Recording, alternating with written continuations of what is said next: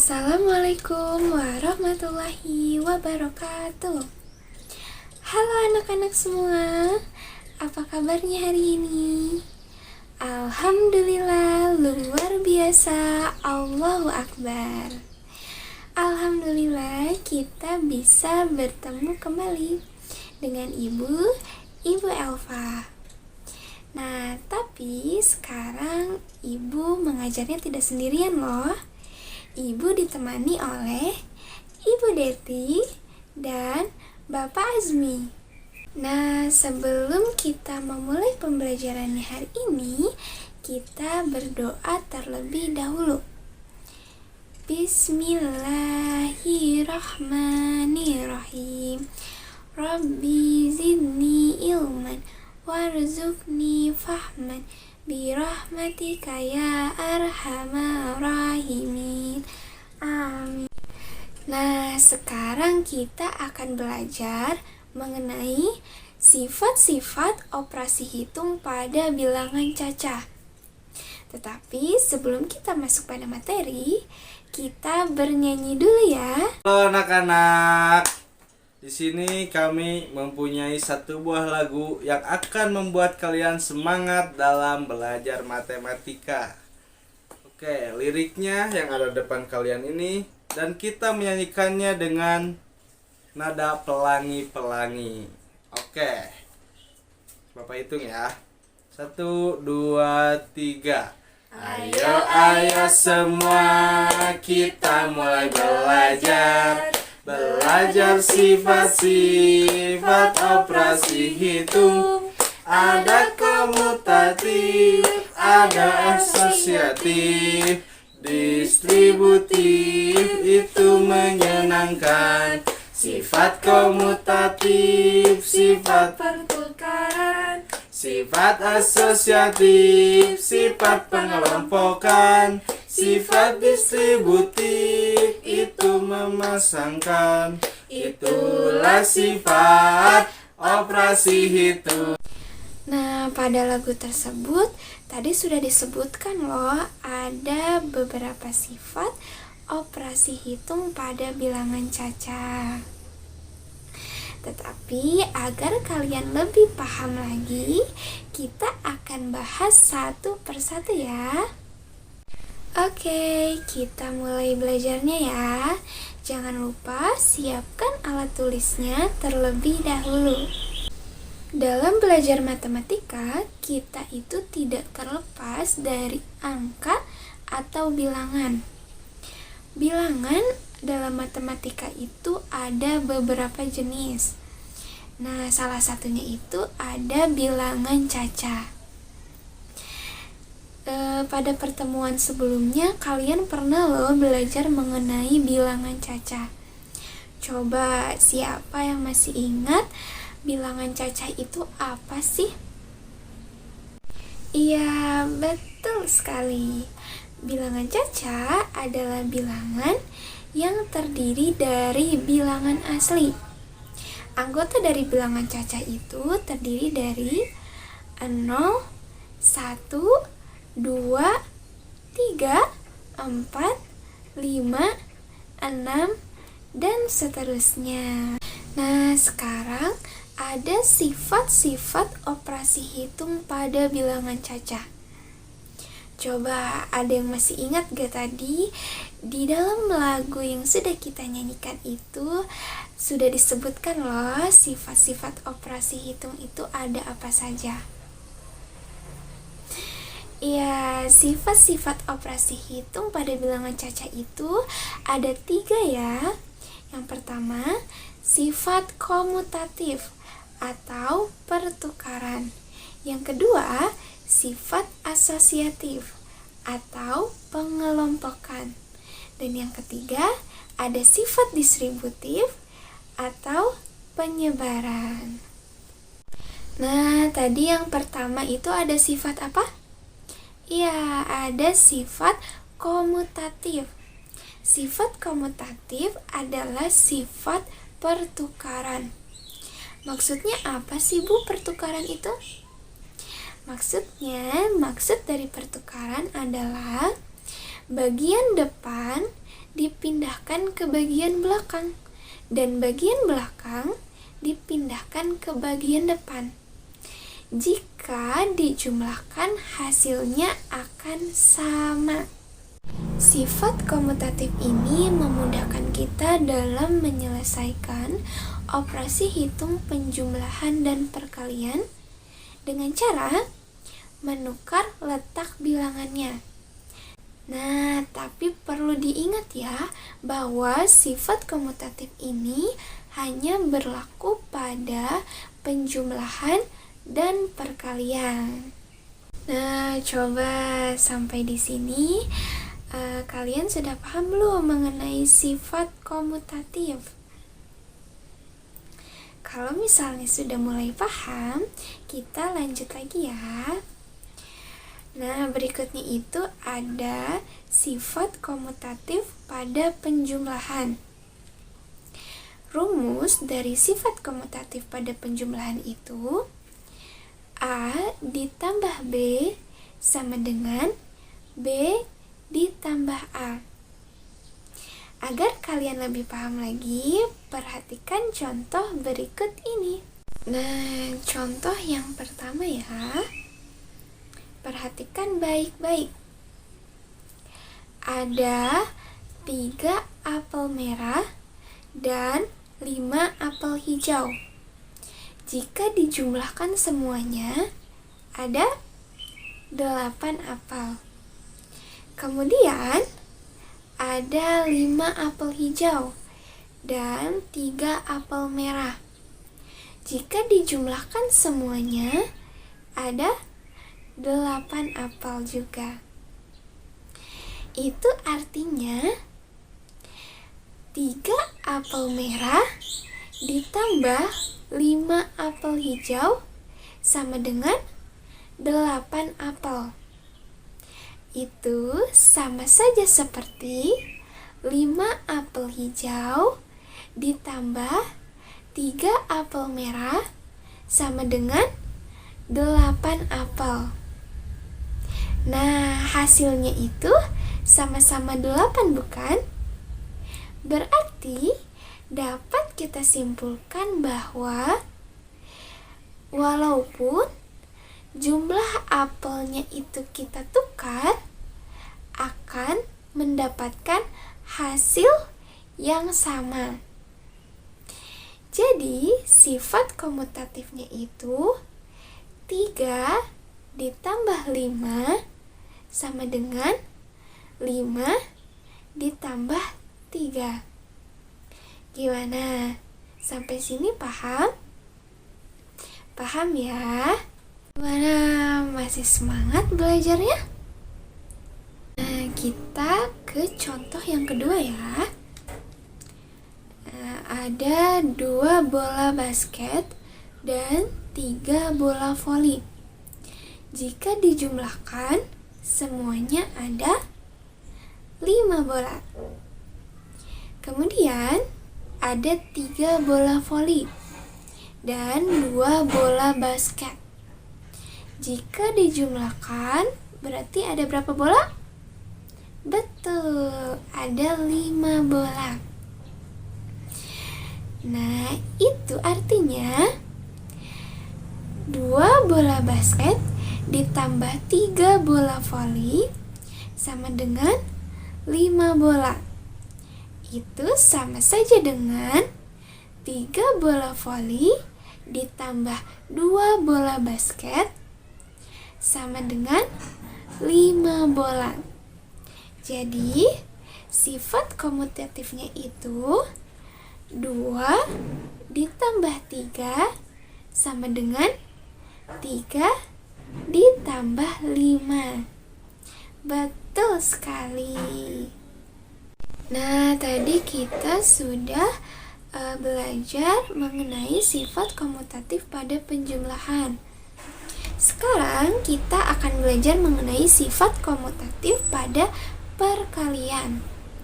Rumus dari sifat komutatif pada perkalian yaitu A dikali B sama dengan B dikali A. Agar kalian lebih paham lagi, Perhatikan contoh berikut ini. Pak Ujang mempunyai 6 kandang ayam, dan masing-masing kandang itu terdapat 2 ekor ayam.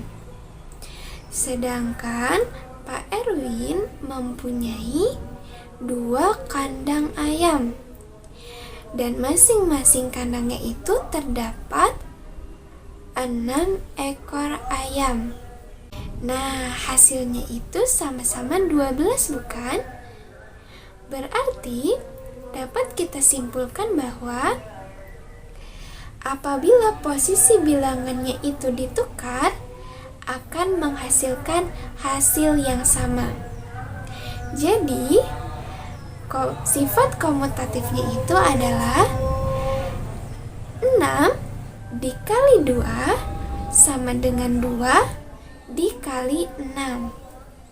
Nah, jadi sekarang belajarnya dengan Ibu Deti ya. Tadi kan sudah belajar dengan Ibu Elpa. Tadi belajar apa dengan Bu Elpa? Ada yang ingat?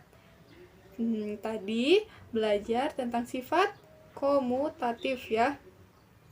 Nah, sekarang yang kedua ya, ada sifat asosiatif. Nah, sifat asosiatif adalah sifat pengelompokan. Nih, sifat asosiatif hanya berlaku pada penjumlahan dan perkalian ya. Sifat asosiatif memudahkan menyelesaikan perkalian dan penjumlahan dengan cara memilih dan mengelompokkan bilangan yang dijumlahkan atau dikalikan ya. Kemudian nih ada bentuk umum atau rumus ya. Ini dalam kurung. Ini yang pertama nih, yang ini ya. Yang atas ini untuk penjumlahan ya. Nih, penjumlahan. Rumusnya apa? Dalam kurung A ditambah B ditambah C sama dengan A ditambah dalam kurung B ditambah C. Seperti itu. Kalau yang di bawah, yang ini untuk apa? Nih, untuk yang perkalian ya. Kalau yang perkalian sama ya, cuma lambangnya yang berbeda, jadi kali ya. Kemudian nih ada sifat asosiatif pada penjumlahan. Nah, bentuk umumnya yang tadi ya, yang pertama. Nih, Ibu punya contohnya. Lihat, Ibu punya ada lingkaran kuning, ada lingkaran hijau, ada lingkaran ungu. Nih, di sini lingkaran kuningnya ada berapa? Ada 1 ya. Lingkaran hijaunya pun ada 1. Yang lingkaran ungu ada 2. Kita pindahkan sama ya tempatnya, sama nih. Nah, yang berbeda apa? Coba lihat. Yang berbeda tanda kurungnya. Asalnya di depan, jadi pindah ke belakang ya. Nih, 1. Nih, kita mengerjakannya yang dalam kurung terlebih dahulu ya. Nih, berarti yang dalam kurung berapa ini? 1 ditambah 1. 1 tambah 1 berapa? 2. Betul, ditambah 2-nya yang ini turunkan. Sama dengan sekarang yang kanan. Harusnya yang dalam kurung dulu ya. Nih, kita turunkan 1 ditambah berapa ini? 1 tambah 2? 3. Nih, sekarang 2 ditambah 2 ada yang tahu? 4. Sama dengan lagi sekarang yang ini yang kanan. 1 tambah 3 berapa? Sudah 3 angka? 3, 4. Betul nih. Yang kiri dan kanan hasilnya sama kan? Ya, sama. Meskipun caranya berbeda ya. Kemudian nih, ada contoh yang lain nih. Contohnya nomor 1. Nomor 1 dalam kurung 5 tambah 3 ditambah 4 sama dengan 8 ditambah 4 sama dengan 12. Nih, angka 8 ini hasilnya dari mana? Dari ini. 3 ditambah 5 atau 5 tambah 3 ya. Nih sama dengan 8 ditambah 4 sama dengan 12 ya. Nih bisa juga. Terus yang di belakangnya sekarang. Nih ya. 5 ditambah 3 tambah 4 sama dengan 5 tambah 7 ditambah 12. Sama dengan 12, maaf ya. Nih, jadi yang 3 ditambah 4-nya dikerjakan terlebih dahulu. Berapa 3 tambah 4? 7, betul. Nih, jadi sifat asosiatifnya bagaimana? Nih, dalam kurung 5 ditambah 3 ditambah 4 sama dengan 5 ditambah 3 tambah 4 ya, dalam kurung ininya. Paham? Nih, lagi. Sekarang ini ya. Nih, berarti yang dikerjakan yang mana dulu? Yang 5 tambah 2. Betul, yang dalam kurung. Ditambah 6. Tadi kan 5 tambah 7 berapa? 5 tambah 2 berapa? 7. Sekarang 6-nya dipindahkan. Jadi 7 ditambah 6 sama dengan 13. Kemudian yang di bawahnya, yang kerjakan yang mana dulu? Yang dalam kurung ya, ingat. 5-nya dipindahkan. 2 tambah 6-nya kita tambahkan berapa? 2 tambah 6, 8 sama dengan 13. Nah, jadi sifat asosiatifnya bagaimana? Dalam kurung 5 ditambah 2 ditambah 6 sama dengan 5 ditambah dalam kurung 2 tambah 6 gitu ya. Nah, itu untuk sifat asosiatif penjumlahan ya. Kemudian nih, sekarang sifat asosiatif pada perkalian. Nih, bentuk umumnya atau yang tadi rumus ya. Ini sama ya, kayak yang penjumlahan, tapi apa coba yang membedakan? Yang membedakan lambangnya jadi perkalian ya. Nih, bisa dilihat 5, berarti yang dikerjakan 5 dikali 3 terlebih dahulu ya. Yang ini berapa tuh? 5 kali 3. 5 kali 3 sama dengan 15 dikali 4 ya. Nih, berarti sekarang tinggal ini 15 dikali 4 berapa? 60.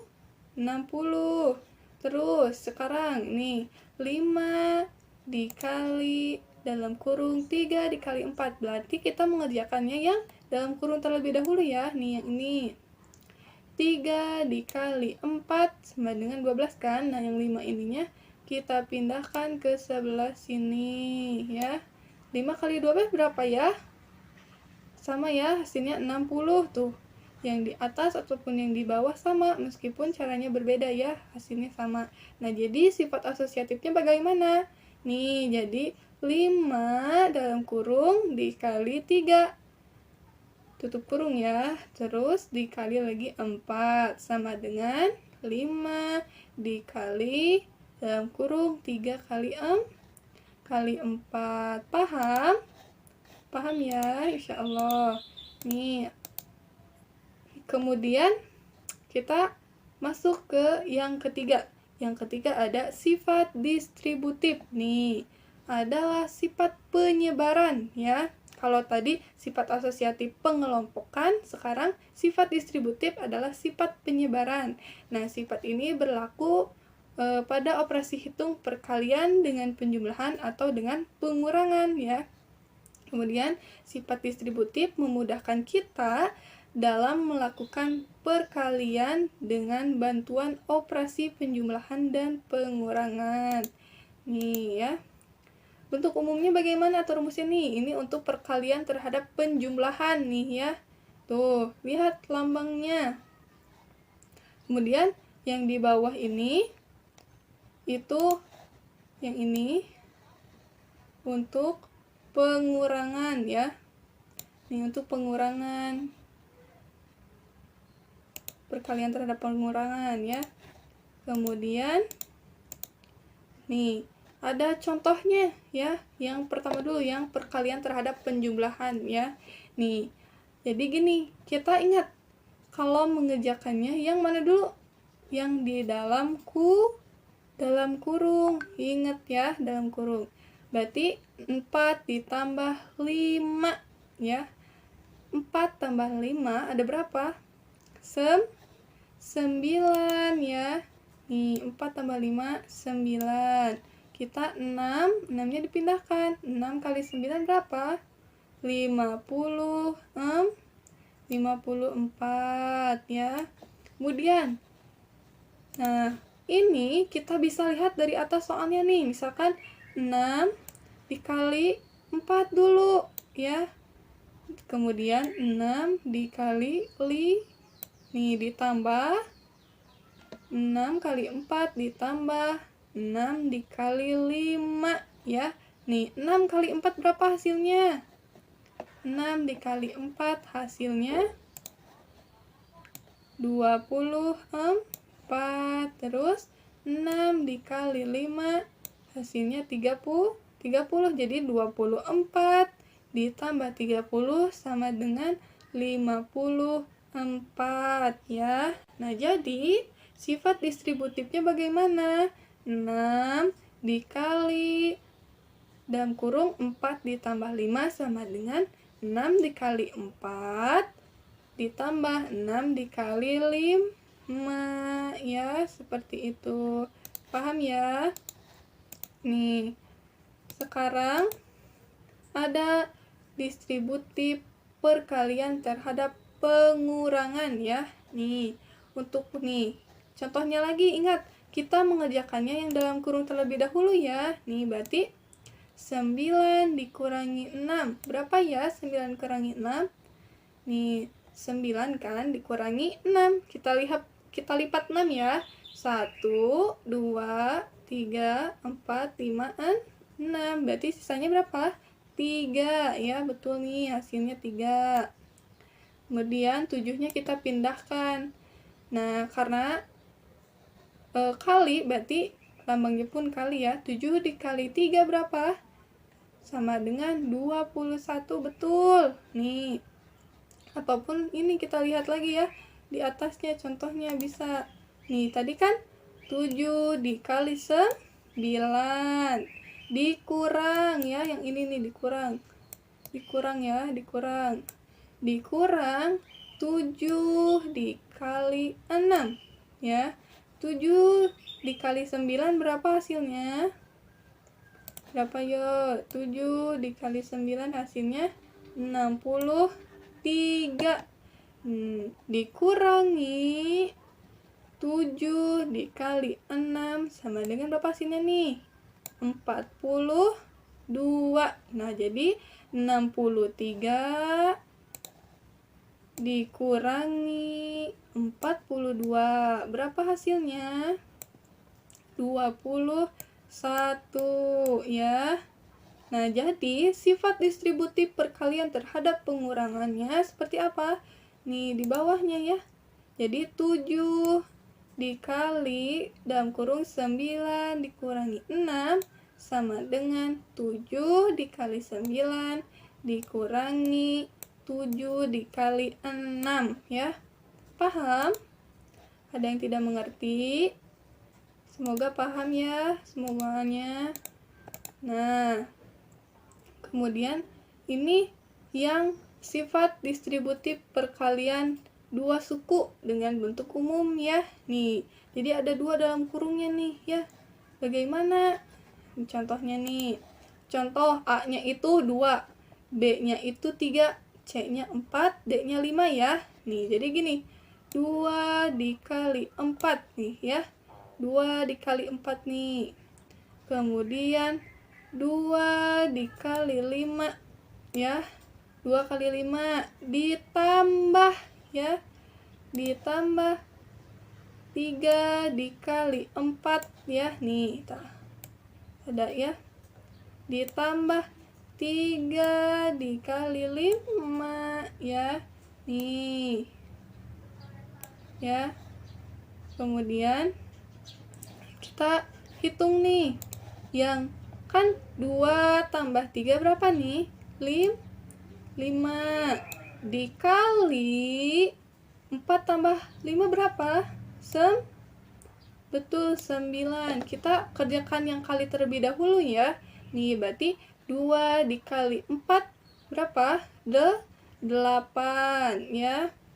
Kemudian nih ya, tadi 2 kali 4 8. 2 dikali 5 berapa? 10. Ditambah berapa nih? 3 kali 4. 3 kali 4 hasilnya 12. Ditambah 3 kali 5 berapa? 5. 15. Nih kan tadi nih berarti tinggal dijumlahkan. 5 dikali 9 hasilnya berapa? 45. Nih sekarang dijumlahkan nih. 8 ditambah 10 berapa yo? 18. Ditambah 12 berapa? 18 ditambah 12 20. Ada yang tahu berapa? 18 tambah 12 30 ya, ditambah 15 jadi 45 hasilnya. Tuh ya, yang kiri dan kanan hasilnya sama ya, 45. Nah, jadi sifat distributif perkalian dua sukunya bagaimana? Nah, jadi 2 ditambah 3 dalam kurung dikali 4 ditambah 5 dalam kurung ya, sama dengan 2 yang tadi ya, yang awal. 2 dikali 4 ya, 2 dikali 5, kemudian 3 dikali 4 dan 3 dikali 5 ya. Dan ini hasilnya nih ya. Paham? Paham ya? Semoga paham semuanya. Nah, sekarang ini ada soal ya. Ayo berarti nanti kalian kerjakan. Jika sudah nanti dikumpulkan kepada ibu ya. Baik anak-anak, sekarang kita akan belajar menyatakan suatu bilangan sebagai selisih dari dua bilangan cacah. Nah, sebelum Bapak masuk ke materi, tahu tidak kalian apa itu selisih? Tidak? Baik, Bapak akan jelaskan ya. Apa itu selisih? Selisih adalah salah satu istilah dalam pembelajaran matematika yang artinya suatu nilai berkurang karena dikurangi oleh nilai yang lainnya. Baik, sekarang Bapak akan ke materi selanjutnya. Langkah-langkah menentukan dua bilangan yang diketahui selisihnya. Poin yang pertama adalah untuk mendapatkan bilangan yang pertama, tentukan sebuah bilangan yang lebih besar dari bilangan yang diketahui. Jadi, untuk kita menentukan satu nilai di bilangan yang pertama, kita harus menentukan yang lebih besar dari bilangan yang diketahui. Misalkan, kalau bilangan yang diketahuinya 100, maka bilangan pertama harus lebih besar. Bisa 150, bisa 200, atau yang lainnya. Pokoknya harus yang lebih besar dari yang 100 tadi. Nah, poin yang kedua, untuk mendapatkan bilangan kedua, kurangi bilangan pertama dengan bilangan yang diketahui. Baik. Contoh yang pertama. Bilangan pertama dikurangi bilangan kedua.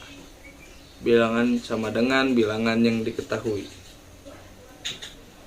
Titik-titik dikurangi titik-titik sama dengan 1000. Nih. Kita mengisinya berapa nih? Kalau titik-titik dikurangi titik-titik sama dengan 1000. Nah, di sini Bapak mengisi yang lebih besar ya. Bilangan pertama itu bilangan yang harus lebih besar daripada bilangan yang diketahui. Makanya Bapak di sini mengisi 1100. Dikurangi titik-titik sama dengan 1000. Bagaimana cara menyelesaikannya? Begini caranya. untuk mengisi bilangan yang kedua, caranya adalah bilangan pertama dikurangi bilangan yang diketahui. Baik, jadi 1100 dikurangi 1000 sama dengan 100. Maka bilangan pertama dikurangi bilangan kedua sama dengan bilangan yang diketahui. 1100 dikurangi 100 sama dengan 1000. Nah, jadi tadi bilangan kedua isinya berapa? 100 ya. Bilangan kedua itu isinya 100. Karena hasil dari 1100 dikurangi 1000. Nah, sekarang masuk ke contoh yang kedua. Titik-titik dikurangi titik-titik sama dengan 50. Gimana nih cara mengisi titik-titik ini ya? Ada banyak kemungkinan. Untuk kemungkinan yang pertama, 100 dikurangi titik-titik sama dengan 50. Untuk mengisi bilangan yang kedua, yaitu bilangan pertama dikurangi bilangan yang diketahui. 100 dikurangi 50 sama dengan 50. Jadi isinya adalah 50 ya. Jadi isinya untuk titik-titik yang belum diketahui ini, untuk bilangan yang kedua adalah 50. Baik. Kemungkinan yang kedua, 150 dikurangi bilangan kedua sama dengan 50.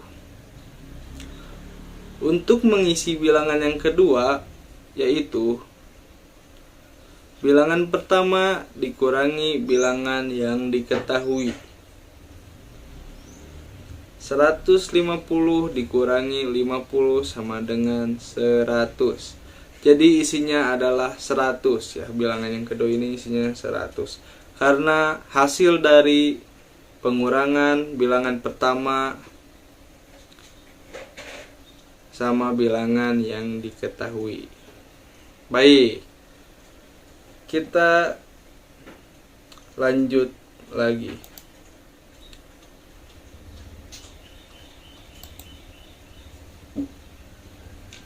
Maaf. Kita lanjut ke soal cerita. Nih, Bapak di sini memiliki satu soal cerita ya. Benny membantu ibu guru merapikan lemari kelas.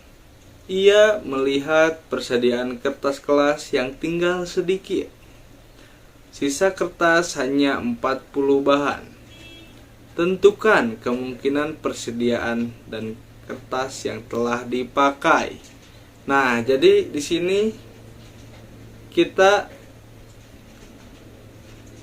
diperintahkan untuk menentukan kemungkinan persediaan dan kertas yang telah dipakai ini.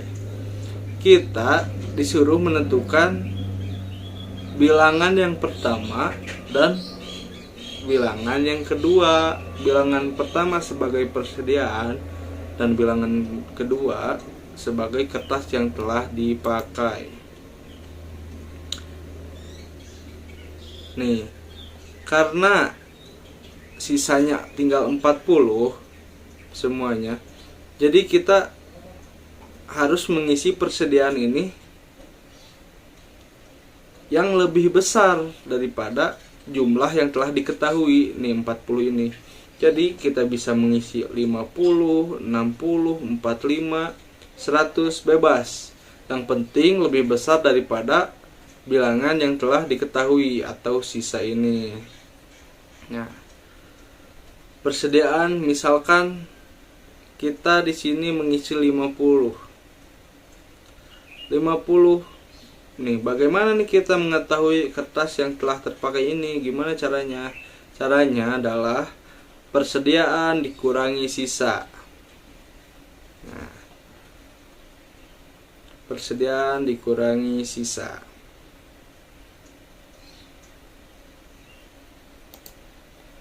Jadi 50 50 dikurangi 40 sama dengan 10. Jadi kertas yang terpakainya untuk yang pertama adalah 10.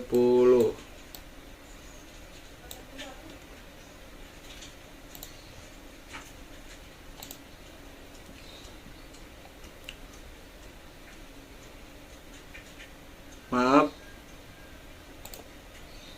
ini tadi yang pertama 10. Baik, sekarang yang kedua.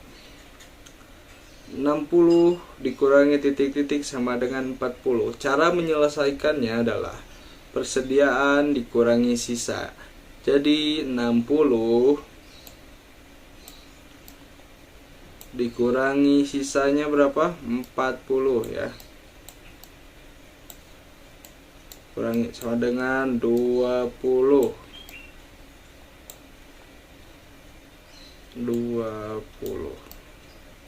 Nah, sekarang tinggal yang nomor 3 nih. Persediaannya 45.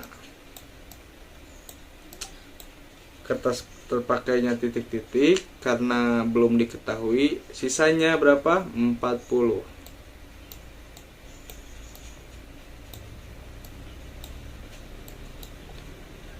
5 0 kurangi 5